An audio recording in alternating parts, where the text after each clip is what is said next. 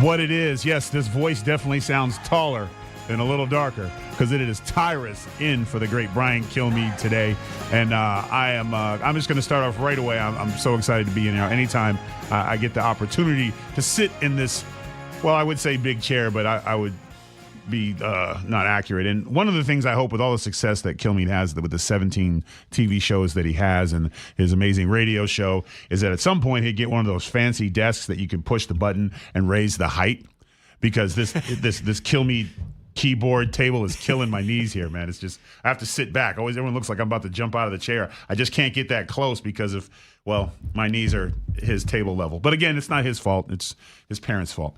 But I'm so excited, man, because one of my favorite guests, one of my favorite people actually at Fox since the time I've been here, who's always been supportive and just a fun guy to talk to and a fellow outdoorsman, the great Charlie Hurt. And Charlie, I was watching you on Fox and Friends this morning, and I just want to get right into it, man. Yeah.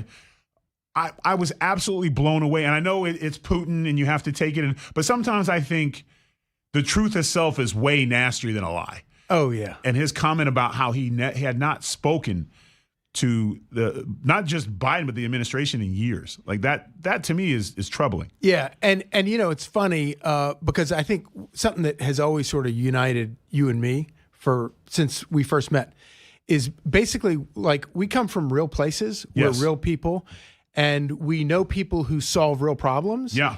It's all about common sense, and it's actually not that complicated. It's just basic common sense.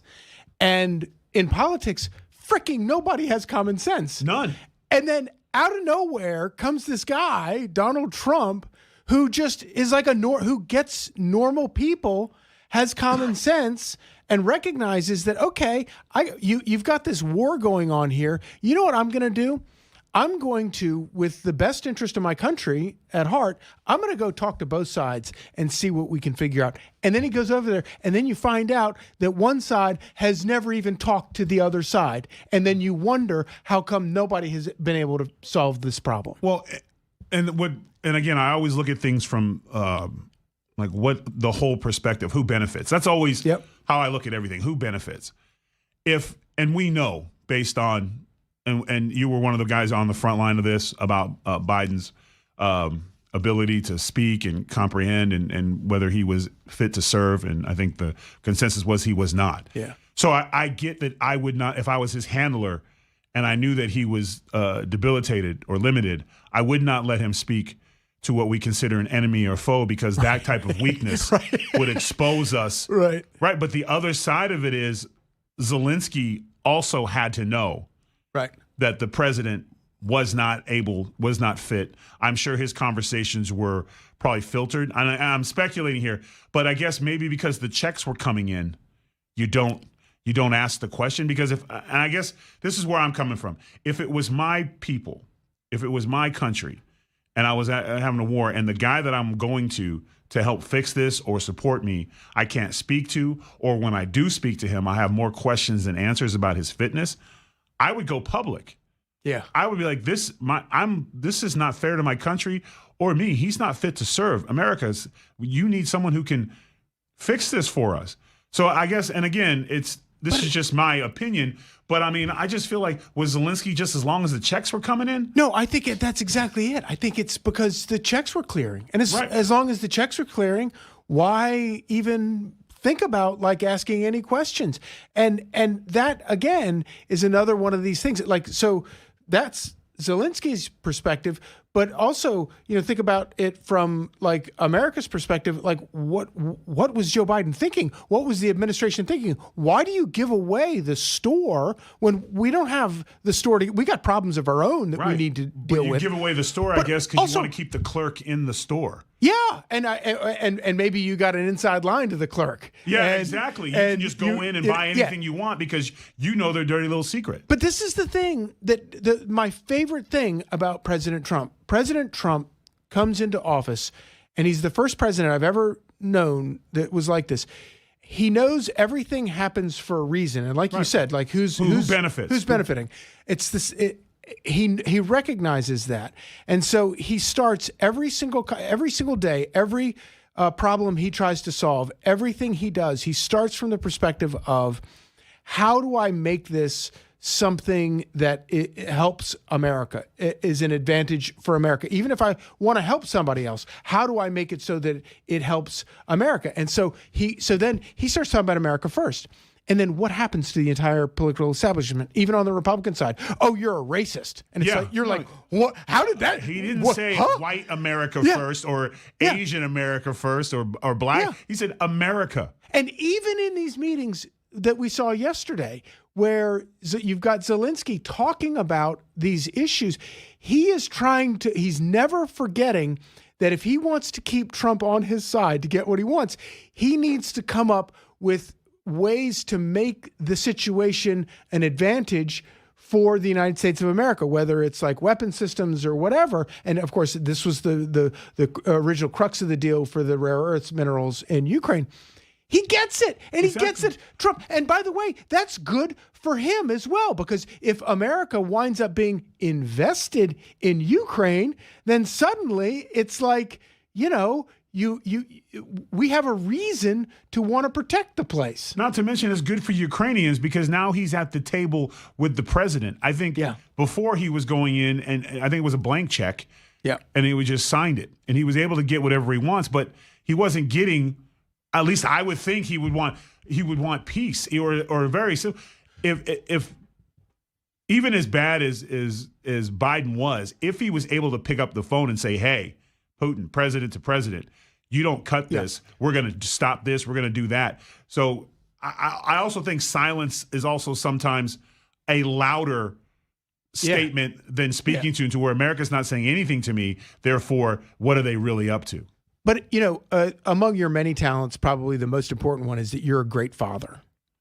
Can you imagine, as a parent, letting your kids is to let them negotiate and let them get away with everything? Yeah, and do whatever they want. Yeah. And it's such a simple principle that you have to engage with them and explain to them the sort of like the natural order of things, or they go completely haywire. And I think that when you have a president of the United States giving away our tax dollars that we paid at the point of a gun under the threat of jail time, giving it away for something that, while you're not even enforcing your own border, you're spending hundreds of billions of dollars enforcing a border in a country that most of us couldn't find. Like I can find Ukraine on a map right now, but if Russia hadn't invaded Ukraine, honestly, I wouldn't. I'm not gonna find that one on a map. I'm familiar with just because I toured over there and with Snoop, and I was the first WWE match in Russia was one of those history things that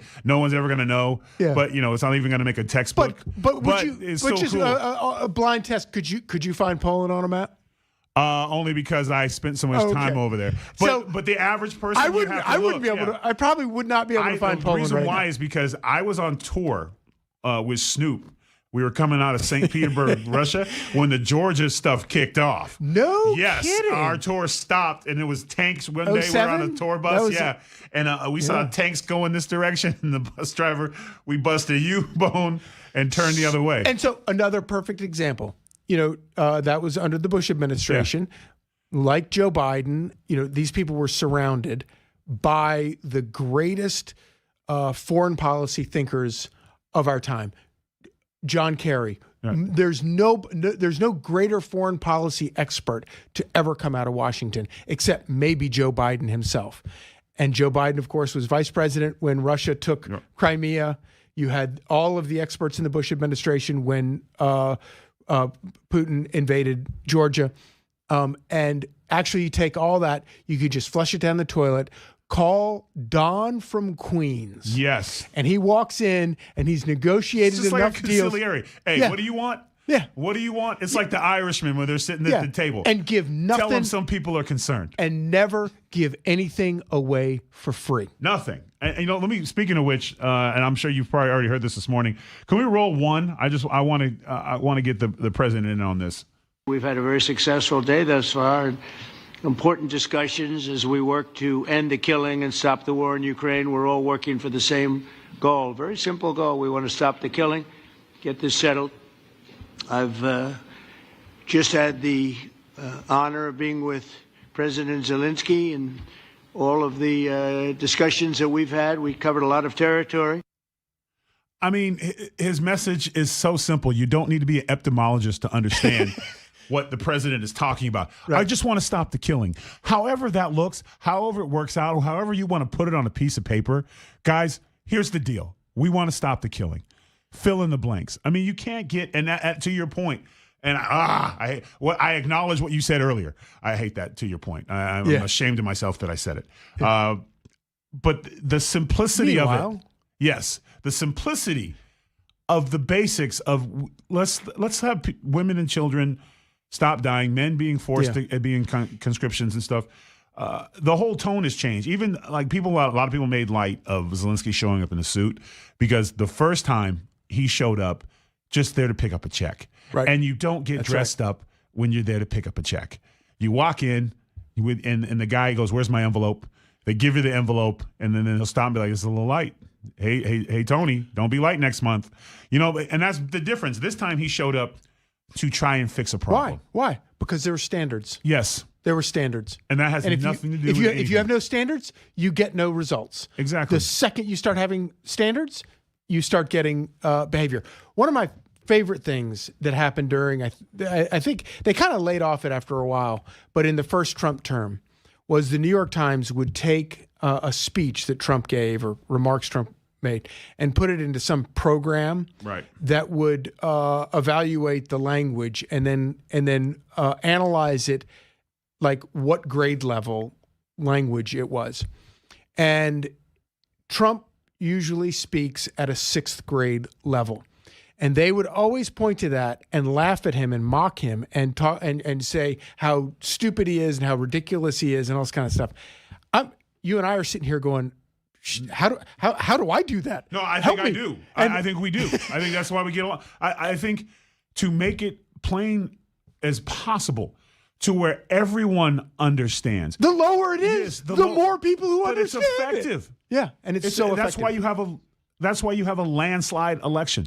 Yeah. Because everyone understood, whether you were a scientist or you were a guy who was just working at the Cracker Barrel, which is a delicious breakfast, wonderful pancakes. Either way, you understood what he was saying. And whether you like it or not, the line cook at a Cracker Barrel, his vote counts just as much as John Kerry's. Yes. And so if you're not talking to him, you may as well be not talking to John Kerry. Well, we saw that happen when you only talk to the elites. Yes. Yeah, exactly. Kamala. You don't think she wished she learned how to talk to a line cook now? Or Hillary to tell Clinton. him he's been unburdened by what has been? Say whatever you want to about Bill Clinton. Bill Clinton knew how to talk to people. He could talk to a line cook. Yeah, he could. And he loved people. He loved certain people a little bit more than he should probably. Yes, he was you can't talk slick to oil. You flip over to his wife, who's, by the way, only in the position she got to because she was married to him. She married well. She couldn't talk to anybody except academics. I think she was, she's bitter. And then now she's bitter. She's got some things to be bitter. And I said on the Gutfeld tonight, after the comment she made about the kids taking subways to school, she's a little out of touch. I said, now the cheating doesn't seem like such a bad character flaw. Like that's your morning. Like that's that mean person. So I think, but it's exactly what it is. To make fun of someone that he speaks to where everyone can understand. But don't get it wrong. He may sound like a 6th grader, but Putin understands every bit of force in his words. When he speaks, they listen. And even if your English is a little broken, it makes sense. Yeah, if you look at the history of Putin's invading of other countries, there is two dark spots. And those 2 dark spots where it never happened, when Donald Trump was president, because as Trump, and I know he said this to you personally as well, Trump threatened Putin, if you invade, this is what's going to happen.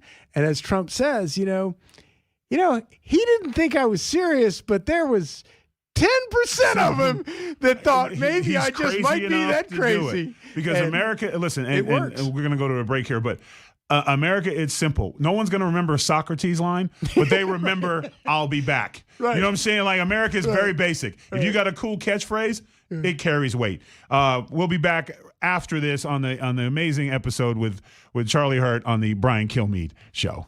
And seeing what is possible unburdened by what has been.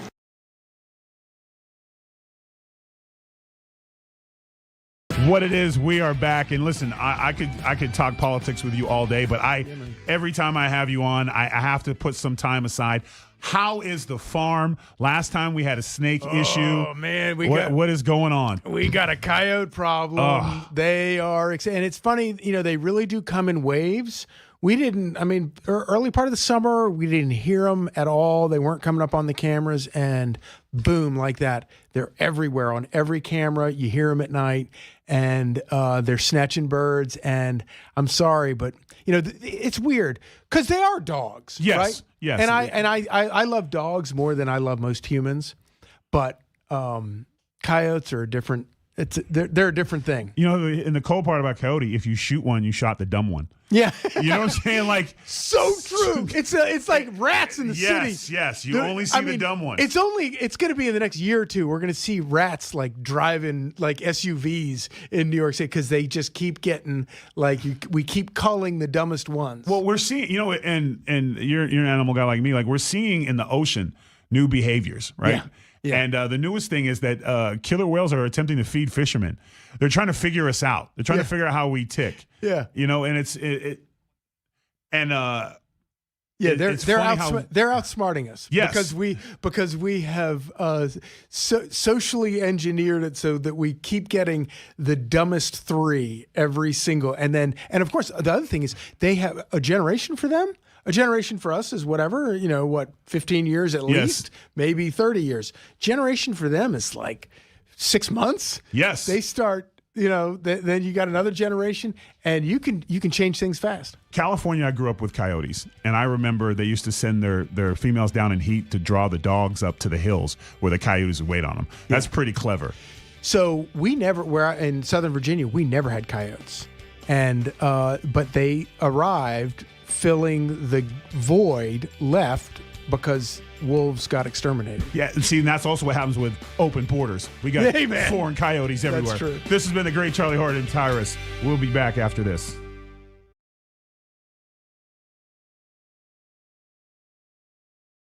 What it is Tyrus filling in for Brian Kilmeade, and we've really got to work on getting a taller desk, but it's all good. I am appreciative nonetheless. So, all right. There was a little bit, I don't even want to call it a controversy, but I guess it was a controversy. The great Scott Baio, who has been a legend on TV for decades, is best friends or very close friends with Adam Hunter, who is part of the Gutfeld team and a guest on the team. And Adam talks about his relationship with Scott in the green room all the time. Like, how funny he is, he's a family guy, and he's always like, Tyrus, you'd love him, etc. And I had never met Scott before. So, and I really like Adam. And anytime on the show, if Adam has a joke that's not going, my job, I always have his back, right? Because I love his sense of humor. He's self-deprecating, and I think he's a great guy and has got a bright future. So he was talking about Scott and how he thought Scott would be great to come on the Gutfeld show. And I was like, cool, I got you back. So I've been working with Greg as a co-host on the Gutfeld show for a decade. And I know to ask Greg stuff, you gotta kind of play a little game with him where you put it in his head, and you kind of throw things out there. So we had just come back from the green room. We were doing the show, and I was trying to think of a way that I could get Scott mentioned on the show, right? And it's always off scripted, and in the past when I've done this before, it always works. So I wasn't really even thinking about it or whatever, and we started talking, and it was a segment, and then the segment went off the rails, and Greg made a comment about great actors that you haven't seen on TV for a while, or it was something like whether they're alive or dead or not, and I looked at Adam, teasing him, and I said Scott Baio.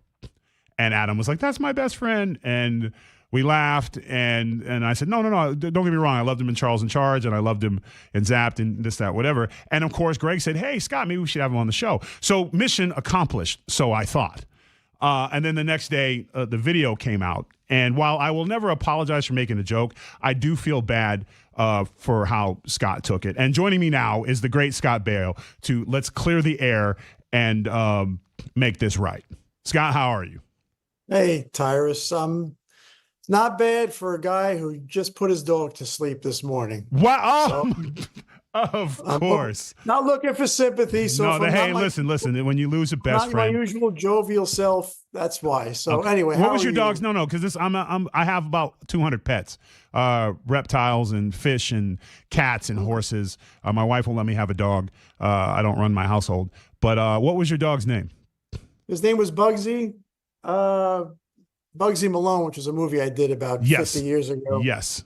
And he was a seizure alert dog for my wife. A great little Pomeranian. He was 10.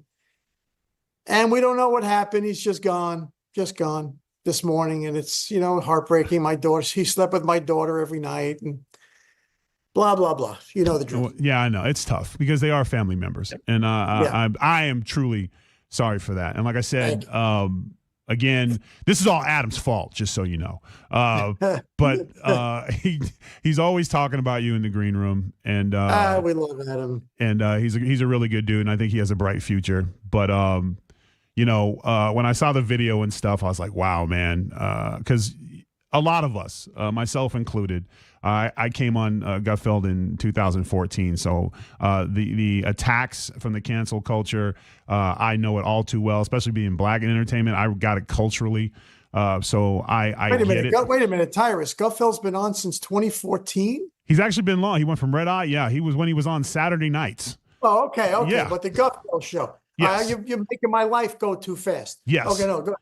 Continue. Sorry, man. So I know 1,000% what that feels like. And while I don't even think about it anymore because the way it turned out for us, when I was asked, I said, I'm glad it happened because look at us now. But you went through some hell. And, for that, I'm sorry you had to endure that. Tyrus, I appreciate that. And I have a very thick skin. I've been in this business my whole life, and people have accused me of things I didn't do. People have made fun of me. I don't care. My wife gets upset. I'm like, sweetheart, I don't care. I've been called I don't care. But what struck me about what you said was two things, actually. And otherwise I would have just let it go as a joke. But in 1997, I was reported dead and confirmed dead. Yeah. And for about an hour and a half, my parents and my brother and sister thought I was dead. It was on CNN. It was on whatever. Scott Baio died in a car crash. This was around Christmas time. And to come home, I was actually shopping. And to come home, my phone is ringing off the hook, and I have no idea why. And I answer the phone, and it's my mother weeping. And I thought somebody in my family had died. And I'll never forget, she turned and said, he's alive. And I went, what are you talking about? So that whole, I don't know, you're a dad. Hey, Scott, we got to do a quick, I hate to cut you off. We got to do a quick break. I'm going to bring you back because we're going to hear the rest of this. So we're a quick break and we'll be back with Scott.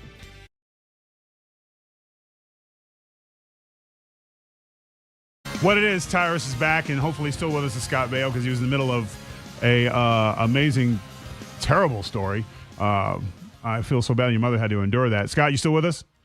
Yeah. Okay, so I guess in acting, this would be cut, resume scene. Yeah. So we'll anyway, she turns and says to my dad, he's alive. And I'm like, what are you talking about? And they said, well, he was you. And I said, put Daddy on the phone. And he gets on the phone. I said, Dad, I'm okay. He screams, I can't talk to you right now. And he hangs up the phone. He was so distraught. And then, all the things with that. Then when my daughter was about 5, she saw this was in like 2012 or something, that I was reported dead in Turks and Caicos. What? And she saw it in the supermarket. I died in a jet ski accident. And then, so that bothered me. And then also, Tyrus, one more thing. I was the first guy out of the box to support Trump. And he asked me personally to speak at the convention in 2016 in Cleveland. Right, I remember that. And in the moment that he asked me, Tyrus, I knew what was going to happen. I did it for my daughter, and I knew that that the blowback would be unbelievable. So if you made the joke that I was dead because I was incompetent or because I murdered somebody and was in jail, I'd have laughed all day long. But because I willingly sacrificed my career for Trump, I was like, you know what? Damn it. I like Tyrus. I think he's funny as hell, but I sacrificed it all for the man. I thought that's not why. Let me ask you. Let me throw this back at you. That's all. That's the reason why. Okay. Otherwise, you could call me any name you want. No. And listen. My first choice was going to be Steven Seagal. So, but because me and Adam were now I'm going to have Steven Seagal mad at me. But I'd rather have Steven mad at me than Scott Baio. But you follow me. Yeah, no. I get. Listen. Had I known that for some reason the mainstream media has been trying to off you for the last, which is ridiculous, it's horrible. What your family went through, and I wouldn't wish that on anyone. And I know because I get I get a lot of death threats, especially. And they when you're a big monster like me, you kind of like bring it. But then when they bring your family into it, which I've had to endure a lot of, then it changes. So I completely understand. Although it was never to the point where it made the news that Tyrus died in a jet skiing accident, but. In making one of the things that happened on the Gutfeld show probably about a month ago is Greg talked about all the stuff that we went through being a show that from the beginning supported conservatism, supported the Trump, was asked questions about the vax and all the stuff. And now that everyone's kind of coming around to it and we're seeing that we were right. The biggest thing that affected me was in the midst of all this, I had two pretty good TV shows going. I was on Preacher, where I was playing Helgard, and then I was on The Purge, where I was playing a character, and was up for and I had some movie stuff going on, and I was up for a part in the movie Morbius, and then all of it just kind of went away, right? When 2016, and it was always the same thing, the casting director, heard some things you said on Fox that we just don't want to be a part of and whatever. So I get that. But Greg was asking me, what would you change of that? And I was like, nothing. Because look where we are today. And like, even me, I couldn't get booked at a comedy club, right? But now I've built my own comedy show. And now I'm getting calls to do TV stuff. And I'm like, oh, no, I'm good. No, thank you. And it's like, have you seen the fruits of your sacrifice now? Because obviously you were lightning in a bottle for decades. You've played a million characters. You can be a bad guy. You can be the guy that you would trust your daughter to date. You could be a sinister villain. Do you have the desire now to get back in the game now that it's different, or your life is where it's at now and you're good and I'm just not interested? Oh, I'm good. I'm kind of interested. I'm kind of working on something now, but I don't know. I have a podcast that's on every Wednesday called Scott Baio's Take on Life, which is on YouTube and all that. And I love doing it with my buddies. It's 8:00 at Eastern time. But Tyrus, it's a good question. I had a series on up until 2016 on Nick at Night for a couple of years. And that we stopped doing that. And I was working on something else. Right. And as soon as I made the speech, man, done. I knew it. Yeah. I knew it. I mean, I'll give you, I have it in writing. I have it in writing. I was, I don't know, a year or two after that, when Trump was president for the first time, I was working with a friend of mine and he emailed somebody at ABC whom he knew, who was a VP of whatever, and said, I have this idea with Scott Baio and blah, blah, blah, blah, blah. And she writes back, I don't want anything to do with Scott Trump Baio. Right. That's about right. So, During that time, yeah. I was like, oh, well, I said, I guess it's worse than what I thought it would be. But again, I knew it. So to answer your question, I don't know. I don't know. My daughter's going to go to college next year, not this fall, but next fall. So I can't give you would I like to do something? Maybe. I like to play golf, but I don't know for sure. But if something comes up, or if something I think of, or something my friend and I can come up with, and we can get it up, I'll do it. And my daughter's a competitive golfer, which is why we're in Florida. Where in Florida are you, Tyrus? We're moving. We moved down to the Palm Beach, Wellington area because my daughter is a jumper, and my son, we have friends live in Wellington who their daughter's a jumper too. Yeah, and she's traveling the tour. My 11-year-old is competing against adults because she's apparently lightning in a bottle. So I can't retire anytime soon because I'm a horse dad, and then my son plays travel ball in Florida. So I'm all up. They're everywhere. So I haven't been home in a month actually. I go from one to the other on the weekends when I do my 4 days at Fox and then I fly off. But yeah, I always go back to saying like I have absolutely no regrets for standing my ground and believing and when you believe in something, when you believe in someone, you believe in a way of thought. Good things typically happen when you're on the right side of things. And so just the fact that, like I said, you're excited, your daughter's getting ready to go to college, that's more important than any TV show anyways, to be honest with you. Yeah, man, she's first in her class to get recruited and committed in D1. So she's excited and we're excited. And anyway, sorry, go ahead. No, but I'm just saying like that's more important. But again, yes, that's back to my point, which is why I was canceled. It's for her. Right. So, period. No regrets.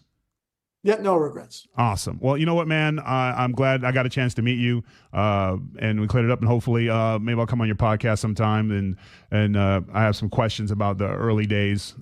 Sure. No problem. Especially the Happy Day stuff. That'd be kind of cool to hear about. But man, and again, my condolences for your dog, and I'm glad your family's doing well, and good luck to your daughter in school. And I appreciate you, Scott. You have a great day. Thanks, Tyrus. Talk to you.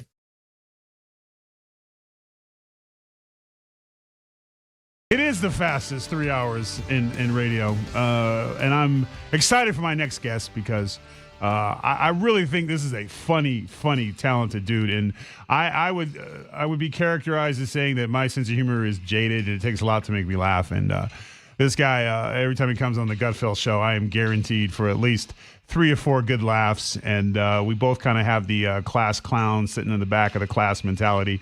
Joining me is the great Adam Hunter. What it is, man. Good morning, man. How are you? Good, man. Thanks for having me on your show, or on Brian's show that you're filling in for. Somebody's show. It's somebody's show, and we're in it right now. It's our world, so we'll just deal with it. Great shirt, by the way. Oh, man. I have the same one. I fill mine out a little more, but it's all good. It's all good. And we're a couple of dad daughters here, or dads of daughters. What's the accoutrement behind you? I feel like that's very daughter-esque. A daughter had her 7th birthday, and it was a Hello Kitty theme, My Melody. So my wife goes all out, and I always seem to agree to the budget, but I never seem to remember that I agreed to the budget. Yes. But you agreed to the budget, but like you know, like a couple years ago, I was like, oh, I need $4,000. What'll be the theme? And I'm like, poverty. Yes. But yeah. So I always seem to agree to this budget, but yeah. So we went all out. And it's not a hard line budget, by the way. Oh no. Because you have to take in account things that just came out of nowhere. Yeah, you're always going to add another, and then they don't include tips for people or anything else that you're gonna. Yeah, the budget is, and I don't know how you do it with 4 kids.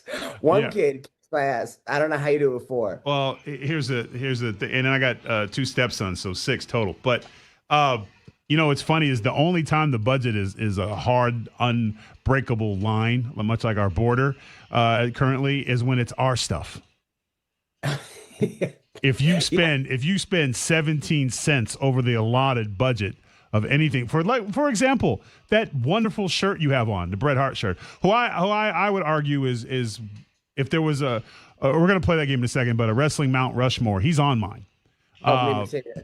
And and I always liked him, and he was always kind to me. So, but besides that, he was, as Gorilla Monsoon put it, excellence of execution. Has there ever been a time where you've been allowed to slide and spend extra on yourself without lying?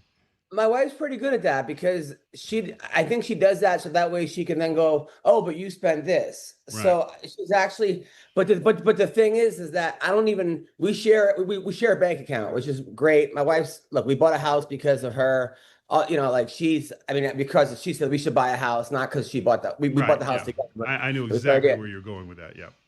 But the problem is sometimes like when I open my account, it'll just say Amazon or it'll just say Newly or so I don't even know what the actual expenses are. And I think Amazon does it on purpose. I think it was designed by a woman. It was designed. Here's the thing. So I'm a horse dad also, right? Because my daughter jumps all over, and we were in Michigan last week, and you know those really cool massage chairs. Like they have they fit your arms and your hands and stuff. And I was always too big weight wise to be in one of them. Now I'm not, right? Height wise, it's still a little rough at 6'8". But I walked by it and my back was killing me. And she said, hey, you should try it. And I just thought to myself, wow, that was really caring. And then I got in it and I fit in it and it was phenomenal. And she's like, you should buy one. And I was like, and of course, the dealer was like, oh my God, yes, Tyrus, you should buy one. And I was like, yeah. She's like, you know what? You should maybe even get one for your office. Like that way, because you're on the road so much and you could, these things are like $15,000, bro. And I'm sitting there and the dealer's looking, I'll run up the paperwork for you and we'll hook you up. And as soon as she walked away, I leaned forward and I was like, what is she up to? Of course. You're a married guy, right? And he's like, yeah. I said, has your wife ever came up to you and said, you go ahead and buy this knowing that this thing's at least, over $10,000. And he was like, no, I can't say that she has. And I just sat there and I was like, what did she buy? And as soon as I got out of that chair, I took the papers because I got her to co-sign on it that I could get them. So I'm going to get it, right? Not two. Yeah. That's ridiculous. But I went right up to her and I was like, what did you buy? And she looked at me with a big smile and said, what are you talking about? I said, you've never, ever. I want to buy a hat and a pair of Jordans, and I'll hear like you have enough. You know what I'm saying? So I still it has not revealed. The Sith Lord has not revealed itself yet, but I know it's something. There was a time that I used to be in therapy. I mean, it's gotten a lot better, but I used to be in therapy, and I would just open up my app, my Chase app, and just read the expenses, and that was my therapy session. I was so angry about all the stuff we were spending that I was just that was like just this, that, and then my therapist is like, do you feel better? And I'm like, yes. Yes, this is actually helping.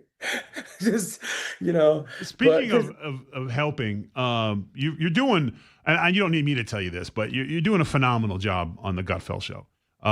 You've been great as a team member, and I enjoy the hell out of your comedy. Like, you crack me up. I like it when you always push the envelope. Like you're one of those guys where you will push the wall and you're unafraid to be funny.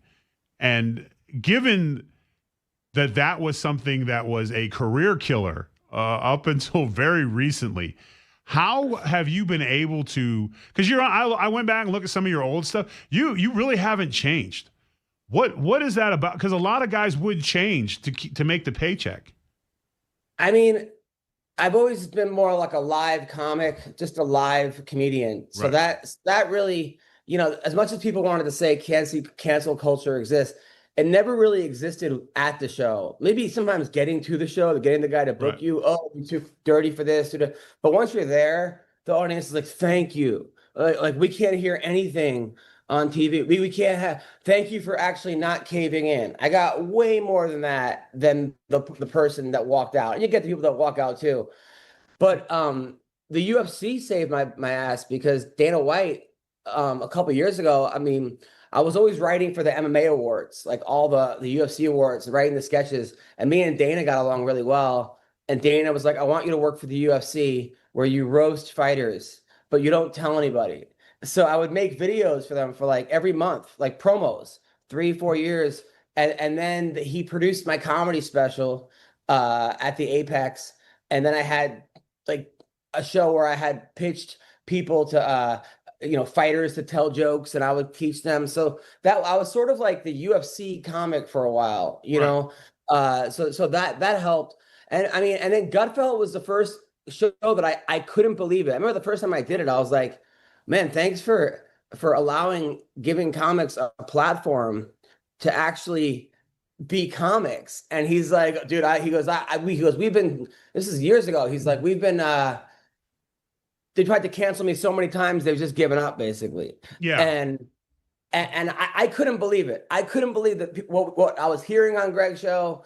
And then I think they were a little nervous that I actually was too, edgy for the show. So I would always have to submit my jokes beforehand. Hey, I'm going to say this, that. And then the producer would be like, okay, you could say this is good. This might not be this. And then all of a sudden, one of the writers had to go through surgery. And in January, they were like, hey, how would you like to write for the show? Yeah. I'm like, so I've been doing that since January. Pretty much supposed to be like a 3-day thing. And it's been every day since. So I don't know if people know this, but like every day we get, the night before, this about 15 pages, almost like 100 articles with links to everything. Yep. And then I just comb through them and I'm like, okay, what's funny here? And a lot of times the joke will be in the head, but a lot of times I have to read, most of the time I have to read the articles because the joke's halfway down or third down, or someone makes a crazy quote that you're like, I can't believe it. And then it's just, and then you have to know, okay, Greg is going to pretty much only say this joke if it's a line or two. Like I have to get this down to like 2 sentences. Right, yeah. And then I have to give him choices. You have to get, because he wants to be the guy to pick the joke. So I have to give him 4 different ways he could say the joke. To which he still picks the joke, right. Like it's still, but he's, I am so blown away, like you say me, by how good you guys are. You, Greg, Kat, Mackie, DeVito, Sean, all the other writers, because there's only about 6 people there. Right. Oh, and just so you know, I am not a writer, and I don't participate in any of the meetings. And nobody writes jokes for me. I do absolutely nothing. Most of the time in my office, I'm playing Fortnite with my son. My thing is I'm a gunslinger. Like I never know what I'm going to say until I'll say it. Like I read everything, but I'll be like, if it hits me, because my job on the show is I'm the anchor, right? It happens very rarely if somebody's drowning. It doesn't happen much, but every once in a while somebody will, and my job is to throw up. No, I mean, you hear it. You hear it even on the monologue sometimes, like you'll chime in on a joke that goes, it'll be a joke that's like he'll say a joke and it could go, and you're getting a laugh, you're getting a little laugh, and then you come up with something and then boom, which is like. Well, because sometimes our audience isn't reflective of our television audience, right? So, and a lot of times, because I love about you is that you will joke about anyone or anybody. And you, the racism stuff does not scare you at all. Like you make a joke, and sometimes our audience is afraid to laugh because they're caught up in that whatever that white guilt BS is. Yeah. And I'll be the first, like I will laugh extra loud and be like, no, that's a good one. We're good with that. Trust me, you can laugh, relax. We get that sometimes, and I always tell you, because you're like, I think one time you said, hey, you think that's so? I said, no, you have to understand. The audience at home is laughing their butts off because no one's watching them. The audience in the building, when you make a joke about whatever it is, and if it's about somebody of color or whatever, they will look at each other first, like, is it? Can I go? You go, I go, and you're like, oh, I'm like, no, bro, that's money.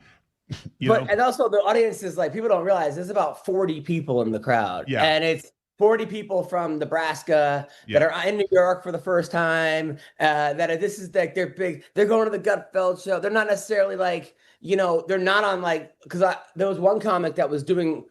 He was doing funny stuff, but his references were just too cool for the room. Yeah, they're like, huh? Yeah, that happened. And I told him, I called him, he's a buddy of mine. I said, hey man, your jokes were funny, but you have to explain them a little better. You were just doing the punchlines and expecting them, like these were kind of Twitter jokes that happened 2 days ago. These are people that they work. It's free and they sign up, and a lot of people make their vacation to New York And when you Yeah. get a free show, and I think our studio holds a 75, and you'll have them. But every once in a while, you'll have some hipsters or whatever. But funny is funny, and sometimes their reaction to the crowd also is a lot of times when people are in studios, they think they're going to be on camera. You know what I'm saying? They think they're part of the show. Some of that's wrestling's fault, where they think they're the universe.